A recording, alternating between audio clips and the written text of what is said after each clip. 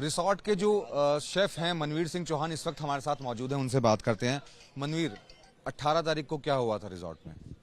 18 तारीख को जो ये घटना हुई है ये तो बहुत बुरी हुई है। भगवान करे ऐसी घटना किसी को ना होए। और मैं पहले ये संदेश ये देना चाहता हूँ उत्तराखंड की महिलाओं को, अपनी बहनों को और अपनी माताओं को, जो भी है मेरे अपने माँ बाप को ये सलाह देना। पहली बात तो है अपनी बेटियों को बाहर ना निकाले, क्योंकि अच्छी बात है वो करना चाहते थे। उसके घर से ऐसी परिस्थिति थी कि उसके घर में कोई ऐसा जॉब करने वाला ना थी, पर क्या पता किसको होनी कौन देख सकता है कि किसके साथ क्या होने वाला है। ऐसी बात नहीं है कि बहुत जॉब कर रही है, पर मेरे बोलने का मतलब ये है कि ऐसी ऑल साइड जगह कोई भी अपनी बेटी को या किसी के थ्रो या किसी के ग्रांटेड पे मत भेजिए, क्योंकि किसी का विश्वास नहीं। आजकल बहुत सारी फ्रॉडे कॉल आती है, फ्रॉडे ये आती है।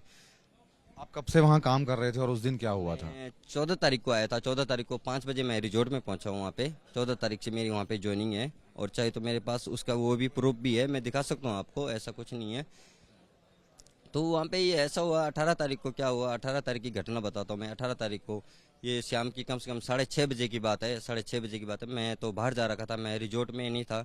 शायद अगर मैं होता तो शायद कुछ भी कर पाता, क्योंकि मैं किसी से डरता नहीं हूँ। यहाँ अपने आप पे अपने हाथों पे हिम्मत है, अपने उसमें हिम्मत है तो मैं सब कुछ देख लेता हूँ। पर एक्चुअली क्या हुआ, वहाँ पे ये दो लड़कों के पास 6:30 बजे के बाद मैडम की कॉल आती है, और रोते रोते बोलते हैं मेरे बैग निकाल दो, हेल्प कर दो। कि हेल्प के लिए बोलती है ये कोच मैडम, हेल्प के लिए कि मेरी हेल्प कर दो। तो ये होता है तो वो लोग तुरंत भाग जाते हैं, अपने नीचे लेके अपनी बाइक लेके नीचे चले जाते हैं। तो वहाँ पे एक शिव इलेक्ट्रिशियन के नाम का है, शिव नाम है उनका, इलेक्ट्रिशियन है वो। तो वो गेट पे बैठे रहते हैं। वो जाता है उनके पास बताते, तो वो जाते हैं वहाँ रिसेप्शन में। तो उनको बोला जाता है कि आप देखिए हमारी मैडम क्यों रो रही है। तो वो जाते हैं वहाँ पे, तो उन्हें अंकित आने नहीं देता अंदर। जो मालिक का पर्सनल असिस्टेंट है, वो मैनेजर है, मुझे यही बताया गया है मालिक ने ये कि मेरा पर्सनल मैनेजर है। तो वो नहीं आने देता, कुछ रीज़न बता के नहीं आने देता, पता नहीं क्या रीज़न है इसका। तो इसी के वजह से तो फिर उसके बाद क्या होता है, ये लोग, मैं आता हूँ उधर तो ये बताते हैं मुझे कि रात को बताते कम से कम 9 बजे के 9:30 बजे के करीब बताता है स्टाफ मुझे कि मैडम को बाहर लेके गए, ऐसे ऐसी बदतमीजी हो रही थी। मैंने कहा आप लोगों ने क्यों नहीं बोला पहले, आपने क्यों नहीं किया कुछ, वरना वो तो बिल्कुल एकदम खुला करके गई है मैडम उनके साथ। तो मैंने कहा ऐसा तो नहीं हो सकता, खुला करके गई है कैसी गई है, पर जो भी है सर ऐसा नहीं होना चाहिए। मुझे झगड़ा हो रहा था उनका आपस में किसी बात को लेकर के? किसी बात को लेकर झगड़ा हुआ था, स्टाफ ने ये बताया है हमें कि किसी किसी बात को लेकर झगड़ा हो रहा था।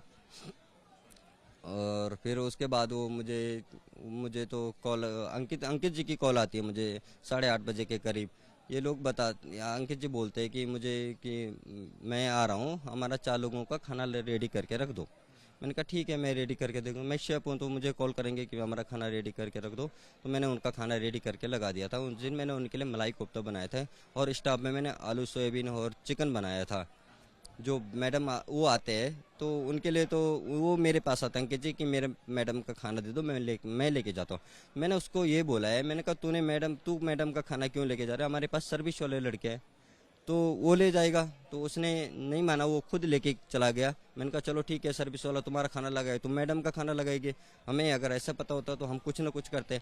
नेचुरली जो होता है वो तो मुझे नहीं लगा कभी, आज तक उसने कभी ऐसा खाना लेके नहीं गया। पर उसी दिन उसने बोला, तो कुछ दाल में काला था तभी तो बोला होगा, तो इसीलिए वो अपना खाना लेके गया।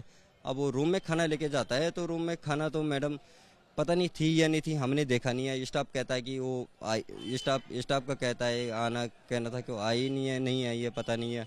तो अब इसके बाद सारा स्टाफ सो जाता है। सारे सुबह पता चलता है कि मैडम रूम में नहीं है। और फिर सुबह उठते सारा हंगामा मच गया, इधर उधर सब लोग इधर उधर भागने लग गए, मैडम कहाँ है मैडम। हालांकि मैं भी गया अपनी बाइक लेके इधर उधर ढूंढने, क्योंकि हमारी भी वो बहन जैसी थी, हम तो ढूंढेंगे। अब अच्छा मेरी सगी बहन नहीं थी, चाहे वो पौड़ी के मैं टीरी का हूँ, पर एक तो हमारा स्टाफ तो था, पहले तो स्टाफ का नाता है, बहन तो बाद में स्टाफ का नाता है। तो हमने स्टाफ के नाते से उसको इधर उधर ढूंढा, तो उसके बारे में कुछ इन्फॉर्मेशन नहीं मिली है। यानी कि ये तीनों ही वापस लौटे थे, मैडम नहीं लौटी थी वापस? यही हो सकता है, तीनों वापस लौटे तो मैडम नहीं लौटी, क्योंकि सुबह जाते हैं उसके रूम में जाते हैं तो मैं देखता हूँ तो उसके थाली में जो खाना पड़ा वैसे के वैसे ही पड़ा है, कोई टचिंग नहीं हो रखा है खाने में। तो जाहिर सी बात है मैडम नहीं आई वापस। और मैं यही कहता हूँ अपनी उस दौरान कोई शक नहीं हुआ था इस बात पर?